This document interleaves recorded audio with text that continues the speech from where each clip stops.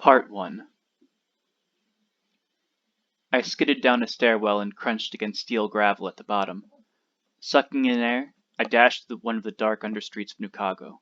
10 years had passed since my father's death. That fateful day had become known by most people as the annexation. I wore a loose leather jacket and jeans, and had my rifle slung over my shoulder.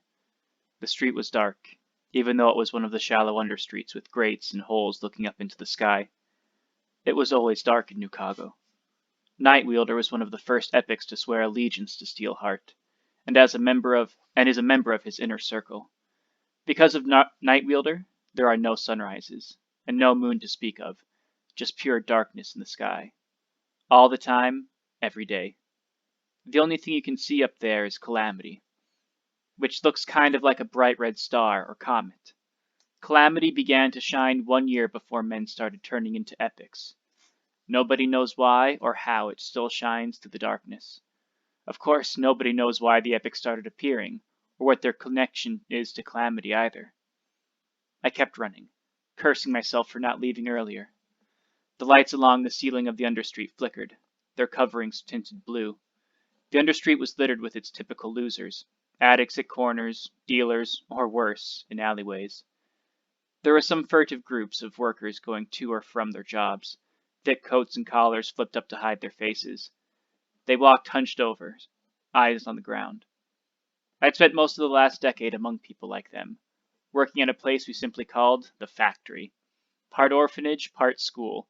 It was mostly a way to exploit children for free labor. At least the factory had given me a room and food for the better part of 10 years. That had been a way better than living on the street, and I hadn't minded for one moment working for my food. Child labor laws were relics of the time when people could care about such things. I pushed my way past a pack of workers. One cursed at me in a language that sounded vaguely Spanish. I looked up to see where I was. Most intersections were marked by spray-painted street names on the gleaming metallic walls. When the Great Transversion caused the better part of the old city to be turned into solid steel, that included the soil and rock, dozens, maybe hundreds, of feet down into the ground. During the early years of his reign, Steelheart pretended to be a benevolent, if ruthless, dictator. His diggers had cut out several levels of understreets, complete with buildings, and people had flowed to Nukago for work. Life had been difficult here, but it had been chaos everywhere else. Epics warring with one another over territory, various para-governmental or state military groups trying to claim land. Nukago was different. Here you could be casually murdered by an epic who didn't like the way you looked at him, but at least there was electricity, water, and food. People adapt. That's what we do. Except for the ones who refuse to. Come on, I thought, checking the time on my mobile, which I wore on the forearm mount of my coat. Blasted rail line outage. I took another shortcut, barreling through an alleyway. It was dim, but after 10 years of living in perpetual gloom, you got used to it. I passed huddled forms of sleeping beggars, then leaped over one sprawled on the street at the end of the alleyway, and burst out onto Siegel Street, a wider thoroughfare that was better lit than most. Here, one level underground, the diggers had hollowed out rooms that people used as shops. They were closed up for the moment, though more than a few had someone watching out front with a shotgun. Steelheart's police theoretically patrolled the understreets, but they rarely came to help except in the worst cases. Originally, Steelheart had spoken of a grand underground city that would stretch dozens of levels. That was before the diggers had gone mad, before Steelheart had given up the pretense of caring about the people in the understreets. Still, these upper levels weren't terrible. At least there was a sense of organization, and plenty of burrowed-out holes to use as homes. The lights in the ceiling here were faintly green and yellow, alternating. If you knew the color patterns of various streets, you could navigate pretty well through the understreets. The top levels, at least. Even veterans of the city tended to avoid the lower levels, called the Steel Catacombs, where it was too easy to get lost. 2 blocks to Schuster Street, I thought, glancing through a gap in the ceiling toward the better-lit, gleaming skyscrapers above. I jogged the 2 blocks, then swerved into a stairwell going up, feet falling on steel steps that reflected the dim, half-functioning lights. I scrambled out onto a metal street, then immediately ducked into an alleyway. A lot of people said that the overstreets weren't nearly as dangerous as the understreets, but I never felt comfortable on them. I never felt safe anywhere, to be honest. Not even at the factory with the other kids. But up here there were epics. Carrying a rifle around the understreets was common practice, but up here it could draw attention from Steelheart soldiers or a passing epic. It was best to remain hidden. I crouched beside some boxes in the alleyway, catching my breath. I glanced at my mobile, tapping over to a basic map of the area, then looked up. Directly across from me was a building with a red neon lettering, the Reeve Playhouse. As I watched, people began pouring out the front, and I breathed a sigh of relief. I'd made it just as the play ended.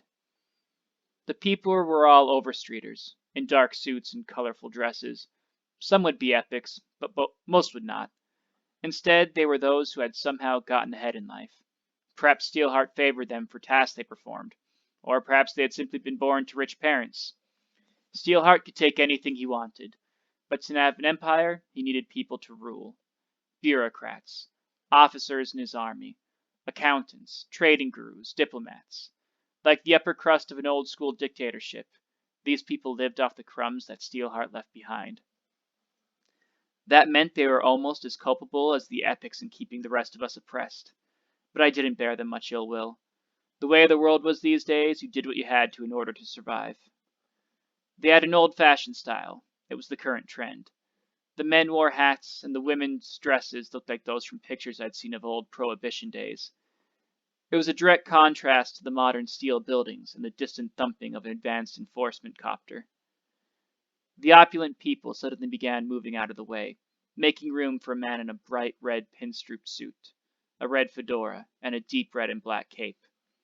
I ducked down a little lower. It was Fortuity. He was an epic with precognition powers. He could guess the numbers that would come up on a dice roll, for instance, or foretell the weather. He could also sense danger, and that elevated him to high epic status. You couldn't kill a man like him with a simple rifle shot. He would know the shot was coming and would dodge before you pulled the trigger. His powers were so well attuned that he could avoid a machine gun barrage, and he would also know if his food had been poisoned, or if a building was rigged with explosives. High epics. They're blasted hard to kill. Fortuity was a moderately high-ranking member of Steelheart's government. Not part of his innermost circle, like Nightwielder, or Firefight, or Conflux, but powerful enough to be feared by most of the minor epics in town. He had a long face and a hawkish nose. He strolled to the curb in front of the playhouse, lighting a cigarette as the other patrons spilled out behind him. Two women in sleek gowns hung on his elbows. I itched to unsling my rifle and take a shot at him. He was a sadistic monster. He claimed his powers worked best when practicing an art called ecstaspicy, the reading of entrails of dead creatures to divine the future. Fortuity preferred to use human entrails, and he liked them fresh. I held myself back. The moment I decided to try to shoot him, his powers would activate. Fortuity had nothing to fear from a lone sniper. He probably thought he didn't have anything to fear at all. If my information was right, the next hour would prove him very wrong on that count. Come on, I thought. This is the best time to move against him. I'm right. I've got to be. Fortuity took a drag on his cigarette, nodding to a few people who passed by. He had no bodyguards. Why would he need bodyguards? His fingers glittered with rings, though wealth was meaningless to him. Even without Steelheart's rules granting him the right to take what he wanted, Fortuity would win a fortune in any gambling house on any day he chose. Nothing happened. Had I been wrong? I'd been so sure. Bilko's information was usually up to date. Word in the understreets was that the Reckoners were back in New Chicago. Fortuity was the epic they'd target. I knew this. I'd made a habit, maybe even a quest, of studying the Reckoners. A woman walked past Fortuity. Tall, lithe, and golden hair, and perhaps 20 years old. She wore a thin red dress with a plunging neckline. Even with two beauties on his arms, Fortuity turned to stare at her. She hesitated, glancing back at him. Then she smiled and walked up, hips undulating back and forth. I couldn't hear what they said, but in the end, the newcomer displaced the other women. She led Fortuity down the road, whispering in his ear and laughing. The other two women waited behind, arms crossed, not daring to complain. Fortuity did not like his women to speak back to him. This had to be it. I wanted to get ahead of them, but I couldn't do so on the street itself. Instead, I moved back through a few alleys. I knew the area perfectly. Studying maps of the theater district is what had almost made me late. I hustled around the back of a building, sticking to the shadows, and arrived at another alleyway. From here, I could peek out and see the same road, but from another angle. Fortuity ambled along the steel sidewalk outside. The area was lit by lamps hanging from streetlights. The streetlights themselves had been turned to steel during the transversion, electronics and bulbs included. They no longer worked, but they did provide a convenient place to hang lanterns. Those lanterns left pools of light that the pair moved through, in and out. I held my breath, watching closely. Fortuity was packing a weapon for certain. The suit was tailored to hide the bulge under his arm, but I could still make out where his holster was. Fortuity didn't have any directly offensive powers, but that didn't really matter. His precognition powers meant he never missed with a handgun, no matter how wild the shot seemed. If he decided to kill you, you had a couple of seconds to respond, or you'd be dead. The woman didn't appear to be carrying a weapon, though I couldn't be certain. That dress showed plenty of curves. A gun strapped to her thigh, perhaps.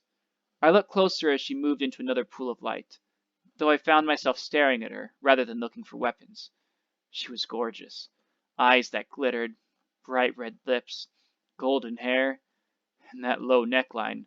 I shook myself. Idiot. I thought, you have a purpose. Women interfere with things like a purpose. But even a 90-year-old blind priest would stop and stare at this woman. If he weren't blind, that is. Dumb metaphor, I thought. I'll have to work on that one. I have trouble with metaphors. Focus! I raised my rifle, leaving on the safety and using the scope for its zoom. Where were they going to hit him? The street here ran through several blocks of gloomy darkness, broken only by the lanterns, before intersecting Burnley Street. That was a major hub of the local dance scene. Likely the woman had enticed Fortuity to join her at a club. The quickest route was through this dark, less populated street. The empty street was a very good sign. The Reckoners rarely struck at an epic who was in too public an area. They didn't like innocent casualties. I tilted the rifle up and scanned the skyrise windows with my scope. Some of the glass-turned steel windows had been cut out and replaced with glass again. Was anyone up there watching? I'd been hunting the Reckoners for years. They were the only ones who still fought back, a shadowy group that stalked and trapped and assassinated powerful epics. The Reckoners, they were the heroes. Not what my father had imagined. No epic powers, no flashy costumes. They didn't stand for truth, the American ideal, or any of that such nonsense. They just killed. One by one. Their goal was to eliminate each and every epic who thought themselves, or himself or herself, above the law. And since that was pretty much every epic, they had a lot of work to do. I continued scanning windows. How would they try to kill Fortuity? There would only be a few ways to go about it. They might try to catch him in a situation impossible to escape. A precog's power would lead him down the safest path of self-preservation, but if you set up a situation where every path led to death, you could kill him. We call that a checkmate, but they're really hard to set up. Most likely, the Reckoners knew Fortuity's weakness. Every epic has at least one, an object, a state of mind, an action of some sort that allows you to void their powers. There, I thought, heart leaping as, through the scope, I spotted a dark figure huddled in a window on the third floor of a building across the street. I couldn't make out details, but he was probably tracking Fortuity with a rifle and a scope of his own. This was it. I smiled. I'd actually found them. After all my practicing and searching, I'd found them. I kept looking, even more eager. The sniper would just be one piece of the plot to kill the epic. My hands began to sweat. Other people get excited by sporting events or action films, but I don't have time for prefabricated thrills. This, however, getting the chance to watch the Reckoners in action, seeing one of their traps firsthand, well, it was literally the fulfillment of one of my grandest dreams, even if it was only the first step in my plans. I hadn't come just to watch an epic be assassinated. Before the night's end, I intended a way to make the Reckoners let me join them. Fortuity! Yelled a nearby voice. I quickly lowered my rifle, pulling back against the side of the alleyway. A figure ran past the opening a moment later. He was a stout man in smoking jacket and slacks. "Fortuity!" he yelled again. "Wait up!" I raised my weapon again, using the scope to inspect the newcomer. Was this part of the Reckoner's trap? No. It was Donnie Curveball Harrison, a minor epic with only a single power, the ability to fire a handgun without ever running out of bullets. He was a bodyguard and hitman in Steelheart's organization. There was no way he was part of Reckoner's plan. They didn't work with epics. Ever. The Reckoners hated the epics. They only killed the worst of them, but they would never let one join their team. Cursing softly to myself, I watched Curveball confront Fortuity and the woman. She looked concerned, full lips pursed, gorgeous eyes narrowed.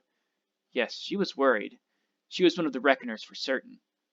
Curveball started talking, explaining something, and Fortuity frowned. What was going on? I turned my attention back to the woman. There's something about her, I thought, my eyes lingering. She was younger than I'd originally thought, probably 18 or 19, but something in those eyes made her seem much older. Her look of concern was gone in a moment, replaced by what I realized was intentional vapidity as she turned to Fortuity and gestured onward. Whatever the trap was, she needed him to be further down the street. That made sense. Trapping a precog is tough. If his danger sense got even a faint whiff of a trap, he'd bolt. She had to know his weakness, but probably didn't want to try to exploit it until they were more isolated. Even then it might not work. Fortuity would still be an armed man, and many epic weaknesses were notoriously tricky to exploit. I kept watching. Whatever Curveball's problem was, it didn't seem to have anything to do with the woman. He kept gesturing back to the playhouse. If he convinced Fortuity to return, the trap would never be sprung. The Reckoners would pull out, vanish, pick a new target. I could spend years searching for another chance like this one. I couldn't let that happen. Taking a deep breath, I lowered my rifle and slung it over my shoulder. Then I stepped out onto the street and took off toward Fortuity. It was time to hand the Reckoners my resume. Chapter 2. I hustled down the dark street on a steel sidewalk, passing in and out of pockets of light. I might have just decided to do something very, very stupid, like eating meat sold by shady understreet vendors stupid, maybe even stupider. The Reckoners planned their assassinations with extreme care.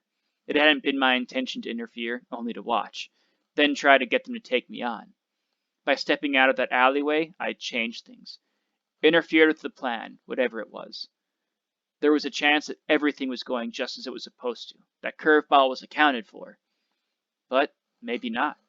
No plan was perfect, and even the Reckoners failed. Sometimes they pulled out, their targets left alive. It was better to retreat than risk capture. I didn't know which situation this was, but I had to at least try to help. If I missed this opportunity, I'd curse myself for years. All three people, Fortuity, Curveball, and the beauty with the dangerous air, turned toward me as I ran up. "Donnie!" I said. "We need you back at the Reeve!" Curveball frowned at me, eyeing my rifle. He reached under his jacket for his gun, but didn't pull it out. Fortuity, in his red suit and deep red cape, raised an eyebrow at me. If I'd been a danger, his powers would have warned him. I wasn't planning to do anything to him in the next few minutes, so he got no warning. "Who are you?" Curveball demanded. I stopped. Who am I? Sparks, Donnie. I've worked for Spritzer for 3 years now. Would it kill you to try remembering people's names once in a while? My heart was thumping, but I tried not to show it. Spritzer was the guy who ran the Reeves Playhouse. Spritz wasn't an epic, but he was in Steelheart's pay. Pretty much anyone with any influence in the city was. Curveball studied me suspiciously, but I knew he didn't give much mind to the low-life thugs around him. In fact, he probably wouldn't have been shocked by how much I knew about him, along with most of the epics in Nukago. "Well?" I demanded. "You coming?" "You don't give me lip, boy. What are you, a door guard?" "I went on the Eidolon raid last summer," I said, crossing my arms. "I'm moving up, Donnie." "You call me sir, idiot," Curveball snapped, lowering his hand from his jacket. "If you were moving up, you wouldn't be running messages. What's this nonsense about going back? He said he needed Fortuity to run some odds for him." I shrugged. "He didn't tell me why. He just sent me to get you. Said to say that he'd been wrong and you weren't to bother Fortuity." I looked at Fortuity. I don't think Sprints knew about you had plans, sir." I nodded to the woman. There was a long, uncomfortable pause. I was so nervous you could have scratched off a lottery ticket by holding it against my knuckles. Finally, Fortuity sniffed. Tell Spritz he's forgiven, this time. He should know better. I'm not his personal calculator. He turned, sticking out his elbow to the woman and walking away, obviously assuming that she'd jump at his whim. As she turned to follow, she glanced at me, long lashes fluttering above deep blue eyes. I found myself smiling. Then I realized that I'd fooled Fortuity. I'd probably fooled her too. That meant she and the Reckoners now thought I was one of Steelheart's lackeys. They were always careful not to endanger civilians, but they had nothing at all against taking out a few hitmen or thugs. Ah, Sparks, I thought. I should have winked at her. Why didn't I wink at her? Would that have looked stupid? I never practiced winking. Could you do it wrong, though? It was a simple thing. Something wrong with your eye? Curveball asked. Or got a lash in it, I said. Sir, sorry, we should get back. The thought of the Reckoners setting off their trap in time to take out Curveball, and me, as a nice side effect, suddenly made me very, very nervous. I hurried down the sidewalk, splashing through some puddles. Rain didn't evaporate quickly in the darkness, and with the steel ground, there wasn't anywhere for it to go. The diggers had created some drainage, along with pipes to circulate air in the understreets, but their eventual madness had disrupted those plans, and they'd never finished. Curveball followed me at a moderate speed. I slowed down, matching his pace, worried he might come up with a reason to go back to Fortuity. What's your hurry, kid? He growled. In the distance, the woman and Fortuity had stopped beneath a streetlight, where they had taken to searching one another's mouths with their tongues. Stop staring, Curveball said, walking past. You could gun us down without even looking, and nobody would care. It was true. Fortuity was a powerful enough epic that, so long as he didn't interfere with one of Steelheart's plans, he could do whatever he pleased. Curveball himself didn't have that kind of immunity. You still had to be careful when you were at his level. Steelheart wouldn't care if a minor epic like Curveball got himself stabbed in the back. I tore my eyes away and joined Curveball. He lit up a cigarette as he walked, a flash of light in the dark, followed by the cold red sizzle of the tip hanging in the air before him. Sparks, Spritz, he said. Could have sent one of you lackeys out after Fortuity in the first place. I hate looking like a slonce. You know how Spritz is, I said absently. He figured that sending you would be less offensive to Fortuity, since you're an epic. Suppose that's right. Curveball took a pull on his cigarette.